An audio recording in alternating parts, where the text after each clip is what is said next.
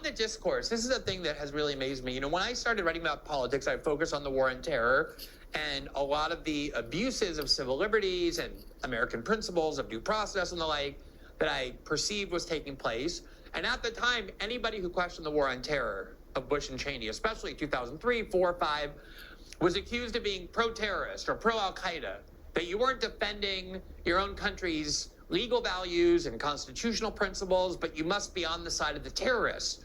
And I thought that tactic kind of went away, that it was obviously manipulative and deceitful. There was a lot of reasons why you would object to Bush-Cheney foreign policy without being pro-terrorist or pro-Osama bin Laden. And yet here we are, throughout the last 2.5 years, anybody who tried to introduce these ideas that you've talking about, which weren't just valid, but I think have been entirely vindicated, wasn't just excluded from the discourse, wasn't just told that you were wrong, but anyone who stood up and said it, and I know this, you know this, I've been put on official lists, as I believe you have been too, by the Ukrainian government. Yep. They would accuse you of being a Kremlin loyalist, kind of like a very McCarthyite discourse, that you were secretly getting paid by like the Kremlin, that you were loyal to Moscow over your own country. And that really did work. That continues to be the sort of primary tactic against people like yourself who have expressed dissent about this war. Why did that work? I mean, why does that, I honestly didn't think it would. I never thought it would when Hillary Clinton first raised it against Donald Trump with Russiagate. But it seems to have such a stranglehold, kind of ability to influence people, to deter people from speaking out, and to get other people really on board with this tribalistic notion that either you support your government's war or you're on the other side. Why do you think that works so well? Well, let me say one basic point. The fundamental problem is that American foreign policy is against the interests of the American people, and therefore it is based on continuous lying. This is not new to Ukraine or to Gaza. Of course, it was part of the Iraq War. It was part of Syria, because how many Americans understand that Obama ordered the CIA to overthrow the Syrian government? It's almost not discussed. U.S. foreign policy is based on the idea that the U.S. should be the world's hegemonic power, the unchallenged, unrivaled power in every region of the world. Full spectrum dominance, meaning economic, military, technological, diplomatic, financial dominance in every part of the world. It's completely delusional.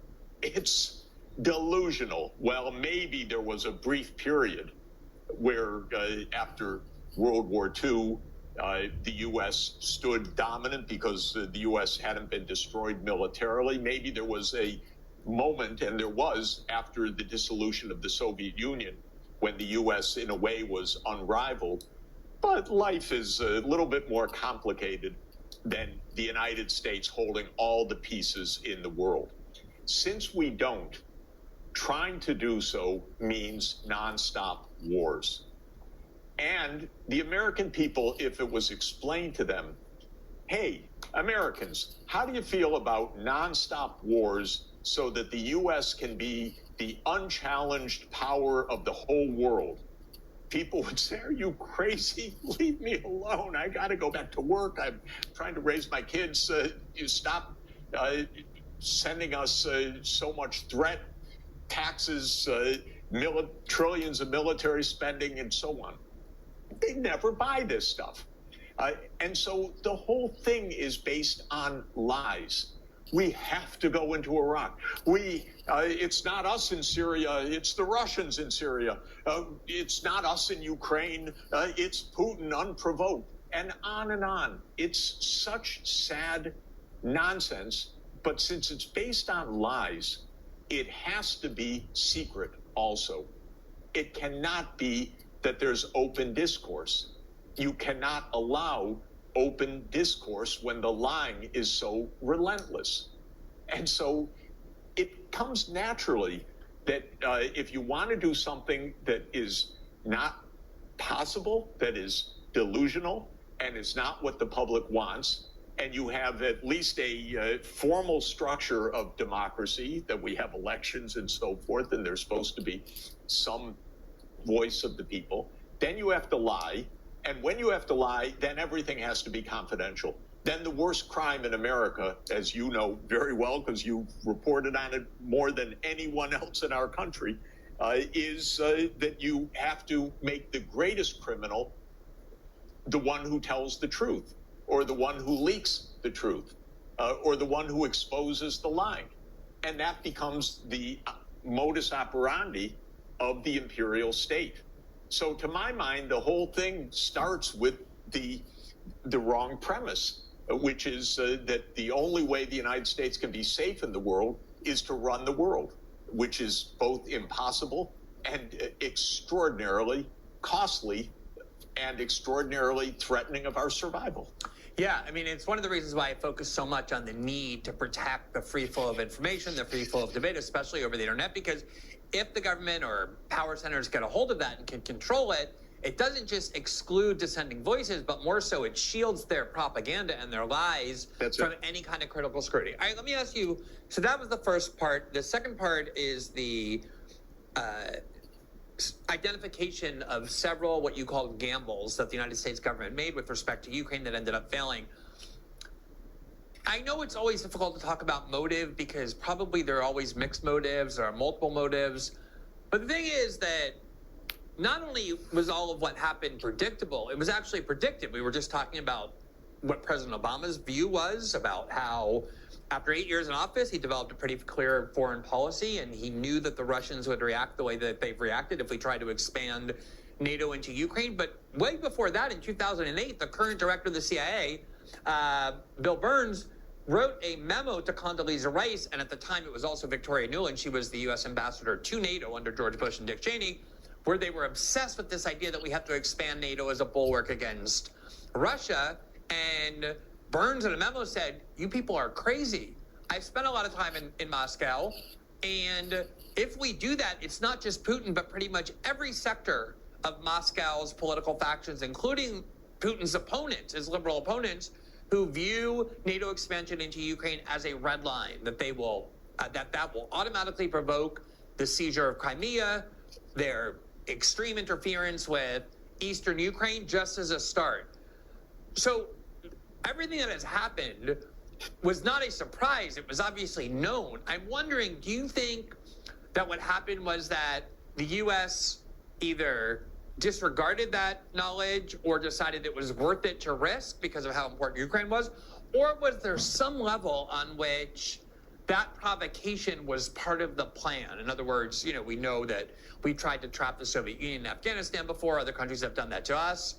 Was there some kind of sense of, yeah, let's draw Russia into a war because that'll weaken them and keep them fighting in a way that will undermine their strength in other sectors?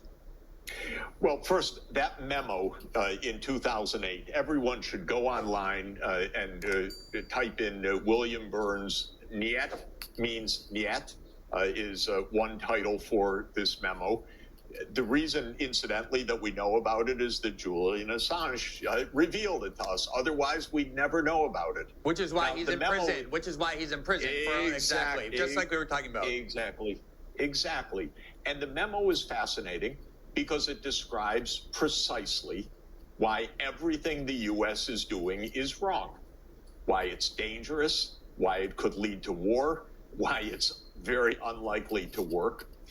I find it fascinating for so many reasons. First, the clarity of the message. Burns is very smart. He was ambassador to Moscow. He is our finest diplomat. I wish he were Secretary of State rather than head of the CIA. But he said it very clearly.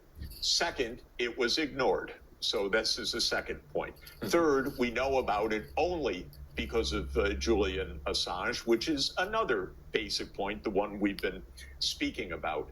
And it raises the question, so what is going on? Now, I have a basic theory that the main job of an American president, the overwhelmingly important job, is to keep a foot on the brakes. By the brakes, I mean stopping the war machine, which as a $1 trillion a year business is always revving. There are always generals who want war. There are always military contractors who want war. There are always crazed ideologues who want war. There's always people who want to test their new weapon systems. There are always people who want to beat the hell out of someplace. There are always expats who want to punish somebody or do something.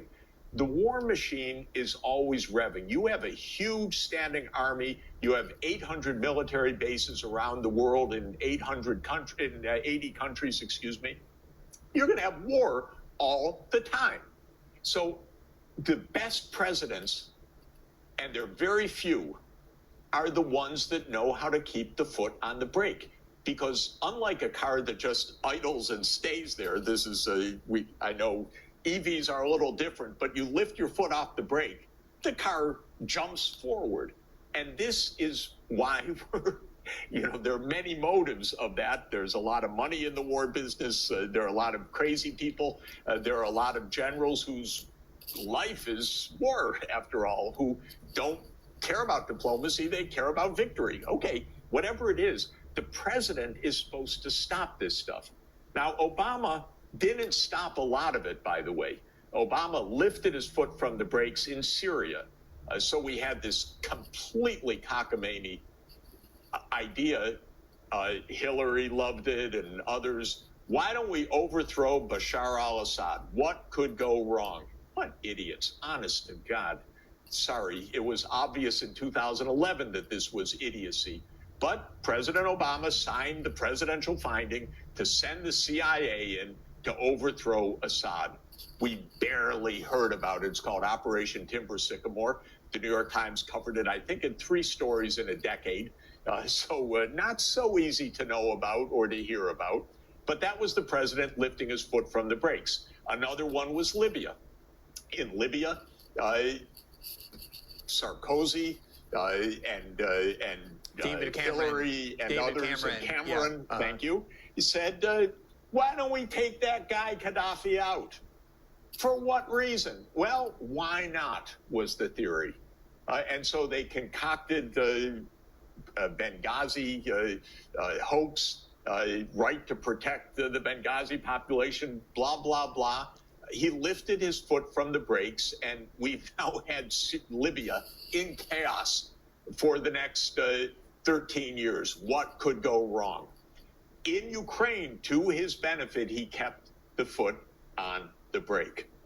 And as soon as, not completely, but pretty well, of course, Trump lifted it and Biden put on the accelerator, because Biden played this game of regime change already back in 2014. We know it from the intercepted call of Victoria Nuland that says we're going to get the big guy, Biden, to do the attaboys to cement the new post-coup government. You don't make this stuff up. It's absolutely clear. So Biden's been part of this for a long time, this very group. Now, you ask, why do they do it? Because it takes skill and fortitude to keep your foot on the brakes. There are so many warmongers around. There are so many members of Congress who make a living off of the military-industrial complex. There are so many generals around. There are so many contractors around. There are so many ideologues around. And like you said, any restraint gets attacked by the right and the left. And you have to be very brave to fight that. Being for peace is not so easy for an American president. That's why we almost never avoid wars in this country, because we have an imperial state. It was founded in 1947. It has grown to gargantuan proportions, and it's very hard to stop. Yeah, I think that's such a concise explanation about what happens in Washington and why.